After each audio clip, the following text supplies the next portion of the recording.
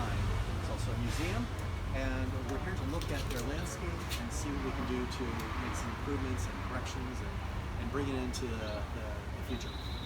Immediately as you come in, they have a nice little souvenir gift shop, and that's how you enter. It's an important part of it, but unfortunately the hardscape immediately as you enter the garden space here has a lot of drainage problems, and they have tried to make some corrections the best they can, but I think we need to rethink this and get the drainage right. As you enter this way up into the garden, there's some amazing 250-year-old tree specimens. But here's one opportunity in the garden where the space widens a bit, and it would allow for a footpath with perhaps some interpretive placards with naming various native species, just to bring an educational component to the site. I think that could be very nice. And up this way, we have this historic cookhouse, which is authentic, which is important, and it's preserved nicely. We're not exactly sure if this hardscape responds to it in the best way possible, but we'll take a look at that. Up here, this was for ADA compliance. They put in this ramp, and we've been told they're looking at the opportunity to instead have a chairlift, which would be really nice. This is such a great space here. If you look back this way, this is the back end of the museum, and people come out here, and between the cookhouse and the trees and the garden back here, it creates a perfect little courtyard feel to it.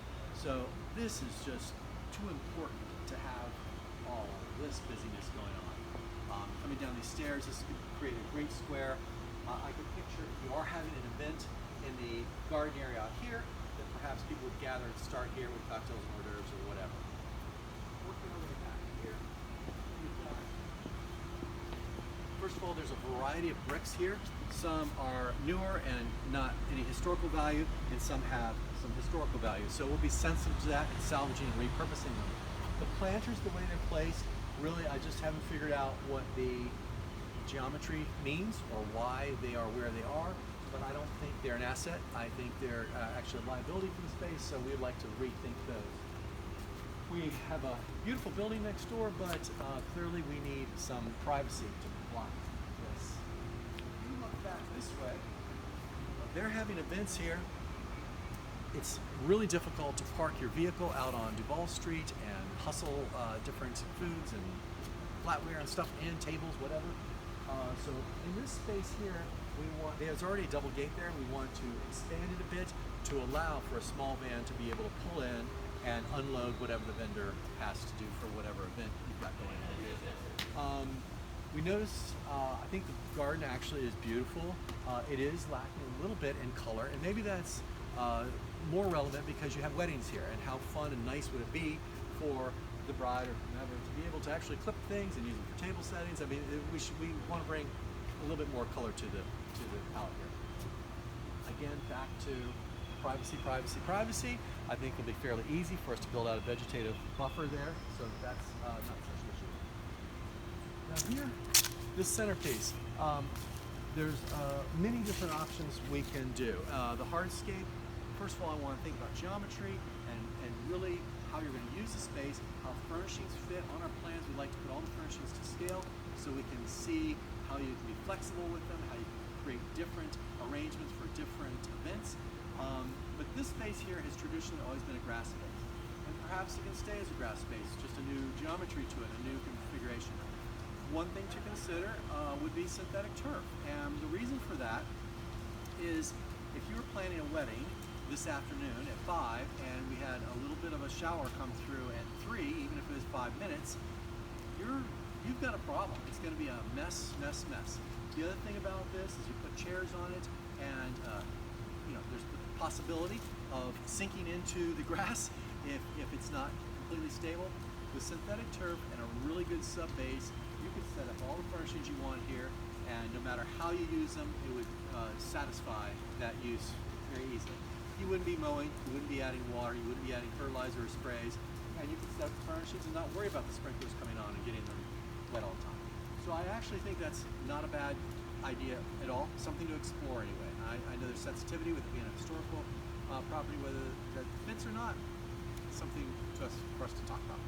Coming back here, you have the lift gates and so carriage house. Big opportunities in these rear right quadrants, left and right of the carriage house there. One is really a cute little garden space and could make a really neat staging area for a bride to come out. The other one is just kind of not being purposed for anything, and it's a lot of square footage, so I would like to think about how we might use that. We have a problem with a perpetual pool pump over here, which creates an awful lot of noise, and we were thinking that either we might specify in a masonry block wall if we could get that done, or if not, a water feature or something, because I've been to the site 2 times, and both times that's ongoing.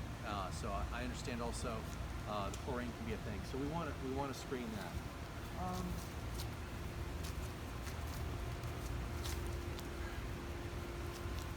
Back here, again, lots of opportunities for nooks, lots of opportunities for footpaths, interpretive gardens. I'll tell you that one thing we recognize is that this is going to have to be maintained, it's going to have to be cared for, and you don't want trouble. Completely get that. We're very, very sensitive to plant choices being sustainable and low maintenance, and preferably native when we can. We'd probably bring in some flowers for that effect, but a big portion of it should probably be native and very, very hardy and appropriate for this space.